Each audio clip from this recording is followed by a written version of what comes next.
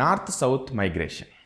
Course ఇది మనం జనరల్గా మనకు రెగ్యులర్ లైఫ్లో మనం చూస్తూనే ఉన్నాం. నార్త్ సౌత్ మైగ్రేషన్ ఏంటి, కొత్తగా నార్త్ సౌత్ మైగ్రేషన్ అని అనిపించవచ్చు కొంతమందికి, బట్ ఇది మనం రెగ్యులర్గా మనం అబ్జర్వ్ చేస్తున్నది. నదర్న్ ఇండియా నుంచి చాలామంది వర్కర్స్ వచ్చి సదర్న్ ఇండియాలో, సదర్న్ స్టేట్స్లో వర్క్ చేస్తూ ఉన్నారు. అగ్రికల్చర్ ఫీల్డ్స్ కావచ్చు, కన్స్ట్రక్షన్ ఫీల్డ్స్ కావచ్చు, ఇంకేదైనా కావచ్చు. రీసెంట్గా రబీ క్రాప్ ఏదైతే ఉందో, వరి నాట్లు అనేది మనకు చాలా కామన్గా చూస్తూ ఉంటాం. ఈ వరి నాట్లలో చాలామంది నదర్న్ స్టేట్స్ నుంచి వచ్చి సదర్న్ స్టేట్స్లో వర్క్ చేస్తున్నారు. అఫ్కోర్స్ ఇంతకుముందు కూడా యూపీ, బీహార్ ఇలాంటి రాష్ట్రాల నుంచి, పంజాబ్, మహారాష్ట్ర ఈ ఏరియాస్కి వెళ్ళి వర్క్ చేసేవాళ్ళు. ఇప్పుడు మనకు సదర్న్ స్టేట్స్లో కూడా ఇది మనం అబ్జర్వ్ చేస్తున్నాం.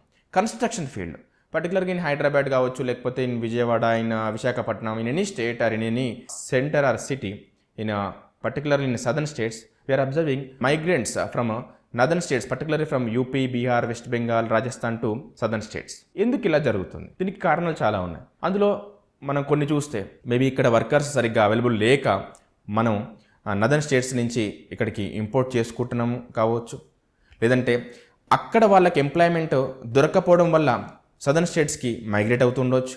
ఇక్కడ మనకి మైగ్రేషన్కి సంబంధించి మనకు 2 కైండ్ ఆఫ్ ఫ్యాక్టర్స్ ఉంటాయి, అందరికీ మనకు తెలిసింది. Push factors and pull factors.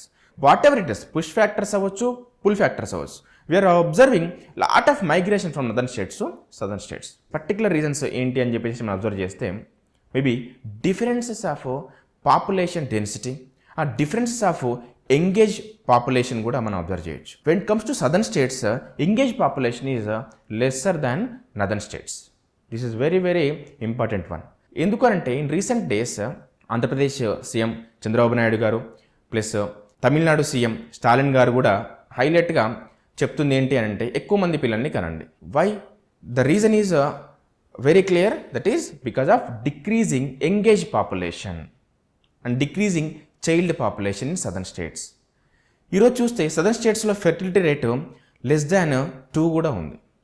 Kerala లాంటి స్టేట్స్లో 1.5, 1.7, తెలంగాణలో 1.8. సో ఇలా మనం చూస్తే చాలా సదర్న్ స్టేట్స్లో ఫెర్టిలిటీ రేట్ అనేది బాగా తగ్గిపోతుంది. But in northern states like UP, Bihar, Chhattisgarh, they are more than national average too. For example Manipur and Mizoram also their fertility rate is more than national average. Okay, so here this is the main reason.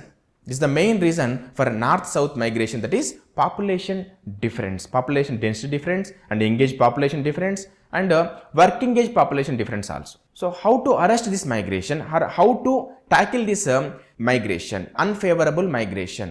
Of course, favorable for northern states and unfavorable for southern states. The thing is here very clear, this migration may lead to a catastrophe in future. That's why here many thinkers and many politicians they are alarming about this migration. They are giving some suggestions also. So this is also very very important for the national government to tackle this kind of unfavorable migration for the southern states. Of course here in southern states also these migrant workers only able to perform some kind of jobs, particularly at a lower level. మనకు problem ఏంటంటే ఇక్కడ ఈ migration వల్ల కొద్దిగా ఈ locals కూడా employment opportunities అనేది కోల్పోతున్నారు. ఇది కూడా మనకు ఒక పెద్ద డ్రాబ్యాక్ అని చెప్పి చెప్పుకోవచ్చు.